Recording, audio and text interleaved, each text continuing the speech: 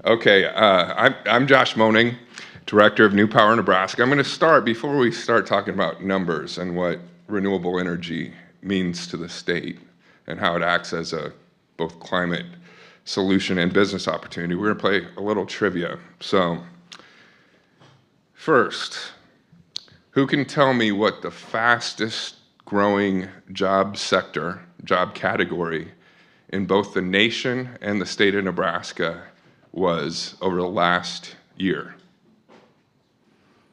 Any guesses? Fastest growing job sector. Ken knows. That's cheating, Ken. You're too close to it.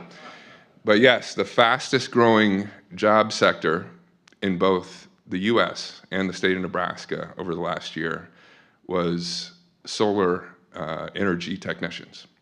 And close behind it was wind energy technicians. And this has been a trend for the last 2 or 3 years, actually. Okay, true or false? There are more than 1,100 active wind turbines in the state of Nebraska. True or false? I've got a true. It's true. We have that much wind energy in Nebraska at this point in time. All right, third, how many homes in Nebraska are powered by clean energy? And by clean energy, I mean wind, solar, and battery storage. Anybody have a guess? Go ahead. 25%. How about total number? Yeah. Okay. Actually, more than 1 million homes are powered by clean energy in the state. So it's a big deal. Clean energy has advanced in its technology very rapidly over the last couple decades, to the point that it is the fastest and cheapest way of generating new electricity in the country. More than 90% of new electricity generation in the country last year came from renewables. So what we do at New Power Nebraska, we are a state affiliate of the American Clean Power Association. So we help represent the member companies. We're a trade association helping represent and assist clean energy companies developing wind, solar, and battery storage projects in the state of Nebraska. And the development of renewables in the state has gotten to the point where we're talking about real numbers here you can see on the screen in terms of big investments in rural places, mostly in rural places, to the tune of more than $7 billion in capital investment. That's billion with a B. And being from rural Nebraska, a native rural Nebraskan, and having connections to rural Nebraska, if there's another industry that's invested that much in rural places in the state, I'd like to know about it. It's been a huge investment in Nebraska because our state has huge potential in clean energy resources. We're actually in wind energy potential. Nebraska is a top 5 state in the nation. We're actually 3rd in wind energy potential in the state, in the country. And surprisingly, we are in the top 15 in solar. Different analysis has us anywhere from 7th in the country, as high as 7th, to 13th in the country in solar energy potential. And so what all that means is we're using now our own natural resources to create electricity. And why is that important to the conversation we're having today? Because that new electricity being generated is no longer coming from fossil fuel generation and emissions being put into the atmosphere, and the problems that we heard this morning that causes in our climate. It's, again, both a climate solution and a business opportunity for our state when we look at the economic impacts coming from this clean energy investment. And what does that mean outside of the $7 billion spent to put these projects in place? Once they're in place, they pay taxes. The energy companies pay a good deal in taxes, and those taxes go directly to local governments, primarily to local school districts. So you see there, it's almost 21 million. These numbers are a little old, so they're a little conservative. $20 million a year is going to school districts across the state of Nebraska where the energy projects lie. So where there's wind turbine projects, where there's solar projects, where those school districts are impacted, they receive what's called a nameplate capacity tax, which is fairly substantial. And we'll talk a little bit about that later. But we like to talk about the benefits, the economic benefits of clean energy, basically in three buckets. It's those local tax revenues that benefit schools and local governments.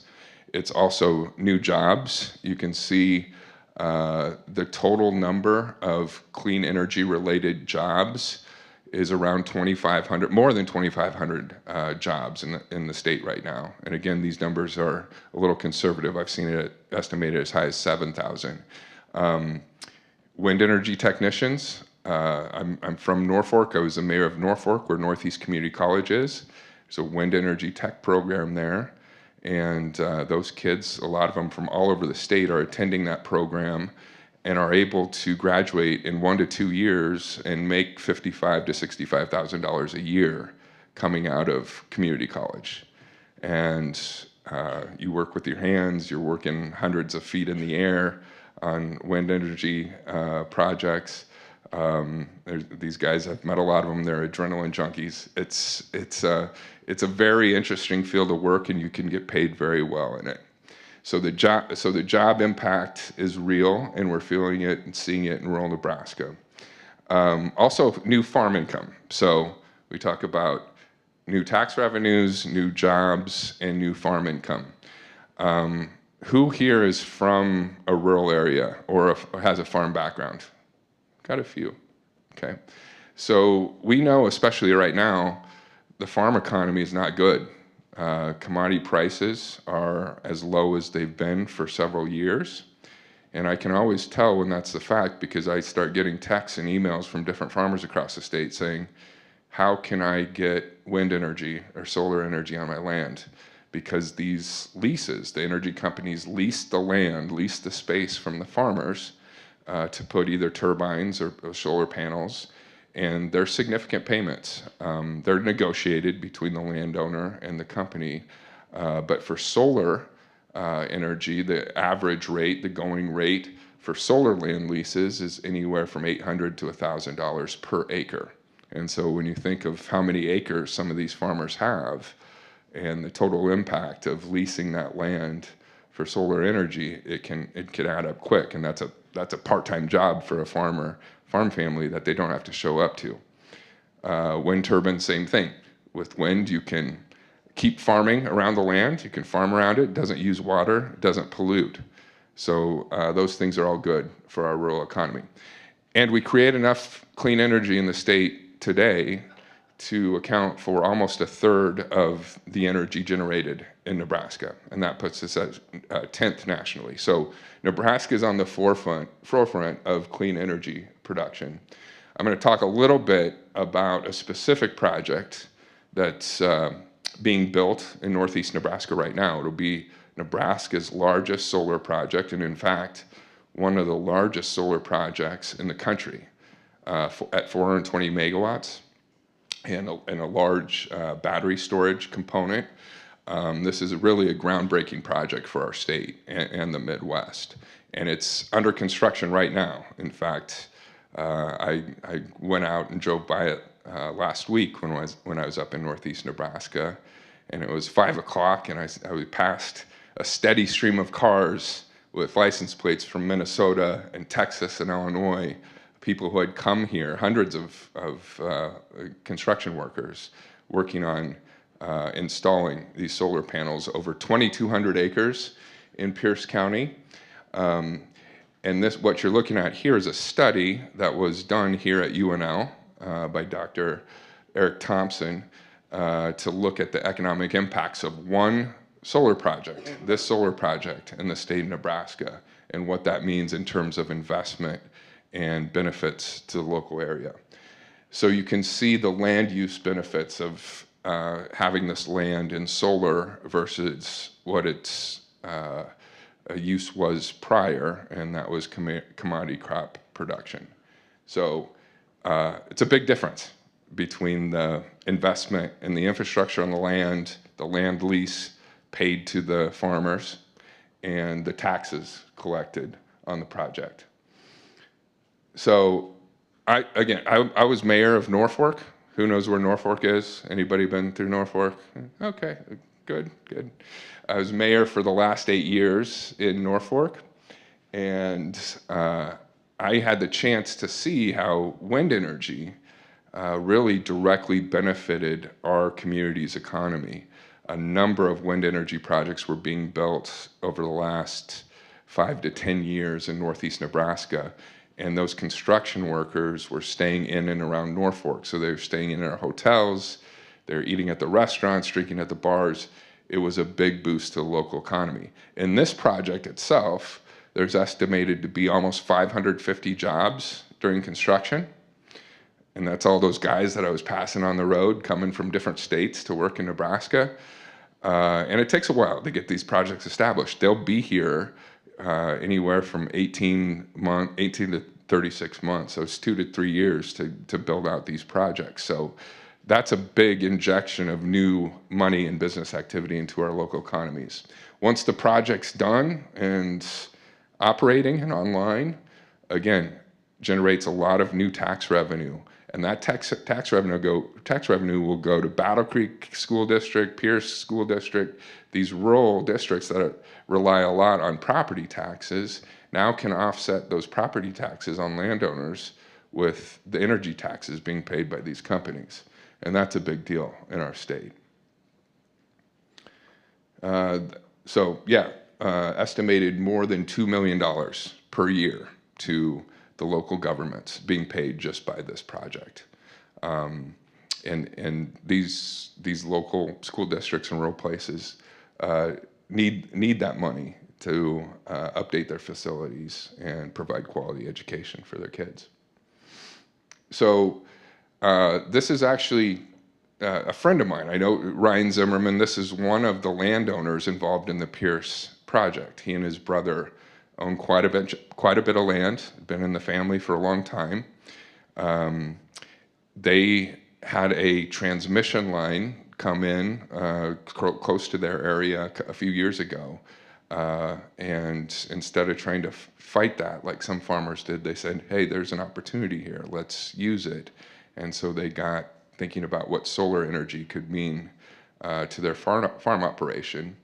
And I help connect them to a company that develops these projects. And here we are 6 years later. It takes a long time to get these projects done, but it's under construction. So sometimes you might hear that, well, the criticism of solar is, well, it's going to take up all our prime farmland. When you look at a state like Nebraska with a lot of farmland, the Zimmerman brothers would contend and make the argument that this land they were farming was probably not prime farmland in itself. It was very sandy soil, more marginal farmland. They decided, as property owners, which is within their property rights, to say the highest and best use of this land is energy production. And we can do it now with our own wind and solar resources. I'll finish up here and then save some time for questions, but this is just an illustration of how property taxes can be impacted for schools. So Allen, this is another school district in northeast Nebraska. Wind farm was built primarily within its jurisdiction. About 30% of the property tax levy that was funding the school was taken away, was reduced, and instead is being paid by energy taxes now. And that's a big deal. We also try to tell a story of the real life impacts of these projects. And so the guy on the far left owned a convenience store in an area where a wind farm was being built and had to hire extra help because so much stuff was going through the doors there. They had record sales for 2 to 3 years during that time. The guy in the middle there is the wind energy instructor head at Northeast Community College, who can tell the story of kids all over the state of Nebraska coming through that program and getting good jobs right out of school. And the guy on the right is a superintendent of Allen Schools, who is very willing and able to testify about the positive impacts of the wind energy project in his school district. So I'll stop there. I just want to make a few other points. Like the fact that you guys are here and interested in this is very encouraging to me, but it can be very good for you. As much as we hear about bad things in the news and doom and gloom in politics today, the world is also full of a lot of opportunity. And one of those big, big opportunities moving forward is energy generation in our country. Because you've probably heard there's new demand because of AI and tech. I heard the other day that one query to ChatGPT uses the equivalent amount of energy as lighting an incandescent light bulb for 2 hours. Can you imagine that? One query to ChatGPT, powering a light bulb for 2 hours. That's crazy. And it's not going back. It's only gonna advance. But that electricity to power things like AI and other tech and other industries is in huge demand. And those states that are able to meet that demand with their own resources, with their own clean resources, that again, don't use water, don't pollute, help the local economy, they're gonna be in the driver's seat. And you guys are in the position to take the opportunity to engage in that work, both helping be part of the climate solution and start innovative new businesses, whether you want to you're interested in being a technician or working in policy or advocacy or marketing or community relations. There are all kinds of jobs in this growing field. And so I wanted to leave you with that takeaway. I also think that this field fits in with a lot of our values in Nebraska. Values of conservation, being good stewards of the earth, using our own resources. I'm from a farm family, grew up from a farm background. What I learned from my father and grandfather is if it's useful, use it. Don't waste anything. And that's what this is all about, using our own resources, being good stewards, and creating a new business opportunity to bring new wealth, generation and business activity to rural places. So I don't know where I am with time, but 5 minutes? Okay. That's enough time for a few questions. Yes, sir.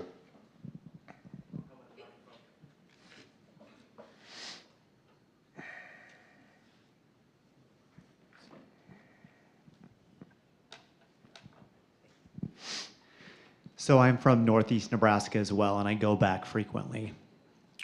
What is the number one resistance that you get from people in rural communities, just all throughout the state, I should say? And I guess what would be your number one argument to try to change their minds towards clean energy? Sure. Yeah, it's a good question because you've probably all seen and heard that these projects are not non-controversial. A lot of times they generate a lot of controversy. Any kind of energy generation typically will. But to answer the question, Senator Dongan here alluded to this issue kind of illogically, in my mind, getting distorted by politics. And so some people, honestly, when you come into these discussions, will be opposed to any kind of wind or solar development just because they've heard green energy is liberal or left or Democratic and they're Republican. That's not a good argument. So we try to get people to look at the facts of what this is, how it works, and the benefits that come to rural places. And if you can get beyond that barrier, you start to see some of the other arguments. I don't like to look at it, or it creates noise with wind and annoyance. They don't really stand up. There's also claims that there's negative health impacts. All of those type of things have been disproven by scientific research. there's really no basis in those things. They're pseudoscience, but very times it's an emotional issue. But if you can point to real life examples of where these projects have been built and are benefiting rural places through, again, new jobs, new tax revenue, property tax reduction, everybody's concerned about property taxes in Nebraska. If we allow for some growth on the growth side of the equation to help lower everybody's property taxes, that argument sometimes helps as well. But really, I think it's talking about this issue as a business opportunity for new investment and business activity to come to rural places.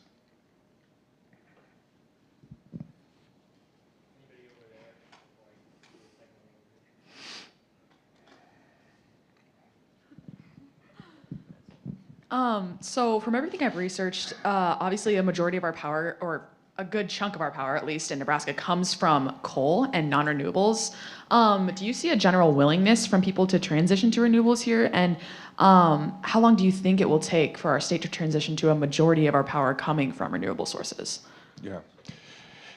I do see a willingness. Actually, you see polling and surveying done of all of Nebraska, rural and urban places, and there's typically a majority of people who support using renewable energy because they understand it's using our own resources to make our own energy here instead of hauling it in on a coal train from Wyoming. So I think that's there. I think there's challenges. There's a lot of education that people like me and the companies trying to do these projects need to do on the front end of why this is a reasonable, rational thing that will benefit everyone. And I think the industry will continue to grow because it has to. Frankly, the bottom line is this new energy has to come from somewhere. When I was mayor of Norfork, I was being told that any new economic development project that required 5 megawatts or more of new power would have to wait at least 5 or 6 years. And you can't grow a community or a state that way. And so renewables are the fastest deploying form of new electricity generation. It's also the cheapest. We saw that in Norfork when we put in a community solar project, which helped lower its participants' energy bills by about 20% per month. So there's a real business case on the cost structure of these projects, and I think that will open people's eyes and create a willingness and a demand to do more of it in the state. That is all we have for time. Thank you so much. Thank you.